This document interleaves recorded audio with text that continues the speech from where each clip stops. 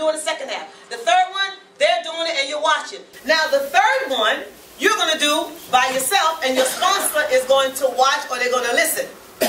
Okay? Because at that point now, you're doing it, you know, you're doing it. And what they're going to do is they're going to give you some constructive criticism afterwards, you know, show you a couple of other things that you can actually do to make it even better. You know, I mean, teaching you. So now, what could have happened in those actually 3 Help Us seminars? What do you think is going to happen? What's going to happen? What's going to happen is you're going to have new business partners, okay? And all those new business partners are going to be doing what?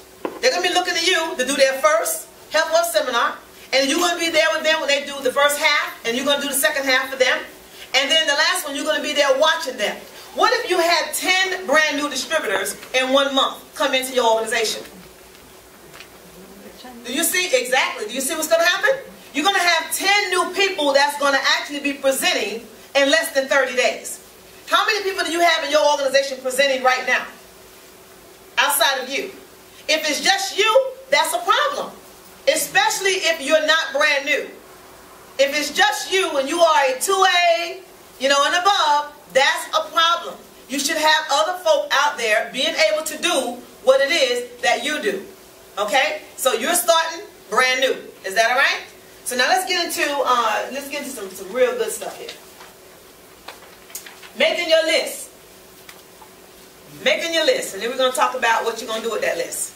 It's very, very important that you make a list. Well, to me, I have a list in my cell phone. I have a list in my cell phone too. And I remember one day I put my cell phone on top of my car, and as I was putting something inside of my car, and as I drove off, I hear something, you know, you're driving, I just heard something fall off my car. I'm like, what was that?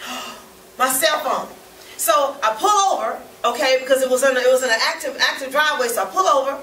And this lady is driving, you know, towards my cell phone. And I'm waving my hand. I'm like, stop, stop. And she thinks I'm saying hello. So she's like, hi. And she drove right over my cell phone. And it doesn't matter. I mean, I took it everywhere. And nobody could actually, you know, could fix my cell phone. Nobody could save those numbers, nothing. So all of that, those contacts I had in that phone, lost. How many of you, that's happened to you before? You know what I'm talking about? I mean, so do not trust your cell phone. Cell phones are nice, but it's amazing. If you think about, if something should happen and we could no longer use a computer for a week or so, no navigation systems and none of that, what would you do? A lot of folk would get lost. Because see, people don't ride around with maps anymore. You go on your cell phone, you do. Okay, well, we've been looking for you to show us where to go. That's what would happen. I mean, so at the end of the day, you want to make sure that you write the names, numbers, email addresses, whatever information you can gather on those individuals, okay, put it in a book. Very, very important. Okay? And do not prejudge. That's so key.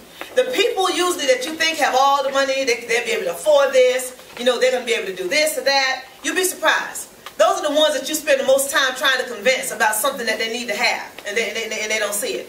It's the ones that you think won't is the ones that will. Okay, the ones that you think won't is the ones that will. And I'll share something with you real quick. I remember, and I've shared this story time and time again. So if you heard it before, just bear with me.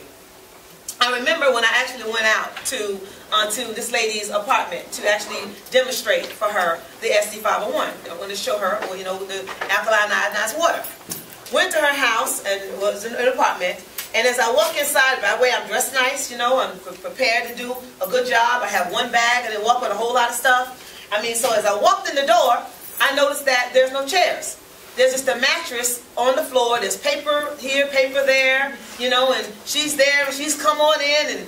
And I said, oh boy, here we go. Now, I had to decide right then and there, I have to get comfortable in an uncomfortable situation. And sometimes you're going to have to get comfortable in an uncomfortable situation. And on this time, I'm glad I did. Because I went inside and I said, well, kick off my shoes. She told me to have a seat. I had to really get down and sit down on the mattress, the corner of the mattress. I had my little tiny cups. I took my cups out and I started explaining it and I started doing my little demonstration or whatever. Before I could even get to the, oh, by the way, this is the most important part. She asked me, would you like something to drink? Would you like some water? So I said, yes. Go to South Carolina, you go to somebody's house, you just don't say no. You say yes. So I said yes. And she brings me this glass, and in this glass, you know how glass is like, it's a greasy, somebody didn't wash it really well. The outside's a little greasy, and then you look at the water was a little cloudy on top. And I said, okay. And I went ahead and I took a little sip of the water. And I had my bags all around, and I saw things, crawling around that didn't look like me. Okay, but they were all over the place crawling around, and I said, okay, Lord, please don't let none of this get into my pocketbook, and I take this home. Because some of them were pregnant, you know what I'm saying?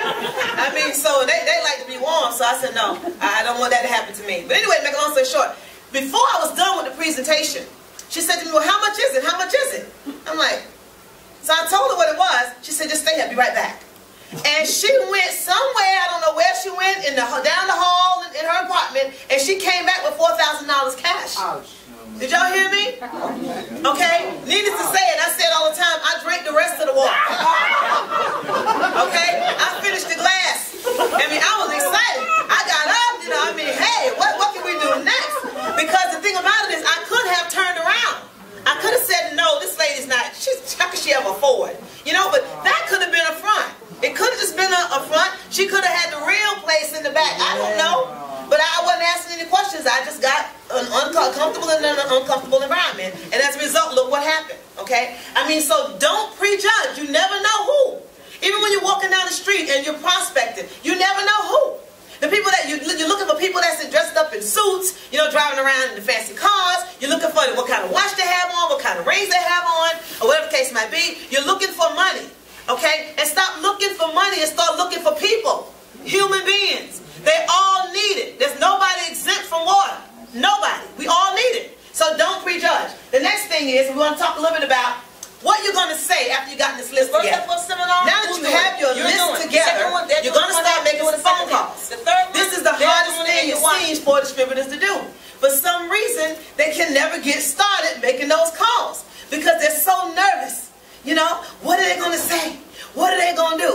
I've never made a call and somebody's mouth came through the phone and bit my ear. You understand? That has never happened to me, and I promise you it's never going to happen to you. Only thing they can do is say whatever they say, but it shouldn't bother you. It's like, whatever, next.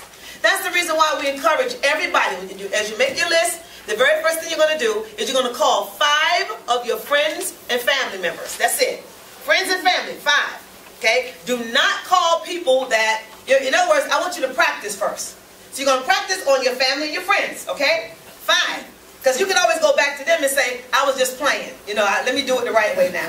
But you can't call your doctor and say, Doc, I was just playing. let me tell you how the thing really goes. That is not going to go over well with your doctor. Like, don't play with me. I don't have time for that, right? So you want to call them up on the phone. And this is what, remember I said before, you want to, be in a hurry. Okay, you want to invite them in a hurry, and you want to also be willing to take it away in a hurry. And I want you to pay attention to the vocabulary that I'm going to use when inviting. This is very, very important. For Health and Wealth seminars to be successful, you need to invite to every single one at least 30 people. At least 30 people. Okay, write that number down, the big 30.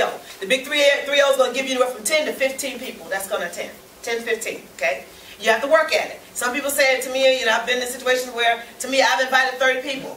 And I know that at least 22 is going to be there for a fact, because they will never let me down. They trust them. And you get there, it's just you and them. And nobody showed up.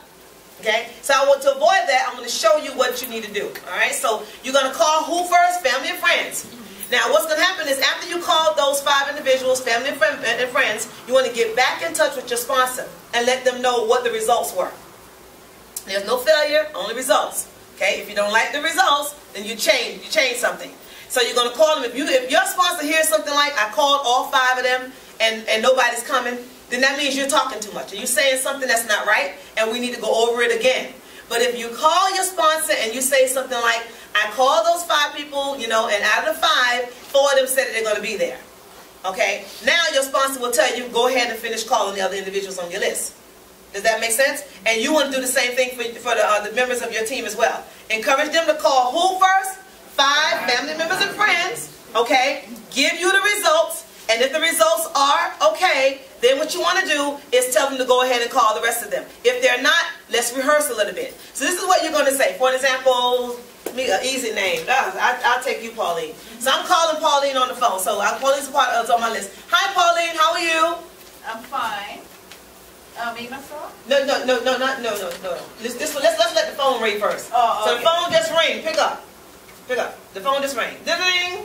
Hello. Hi, Pauline. How are you? I'm fine, thank you. Do you know who I am, Pauline? Just say hi to Tamia. Ring.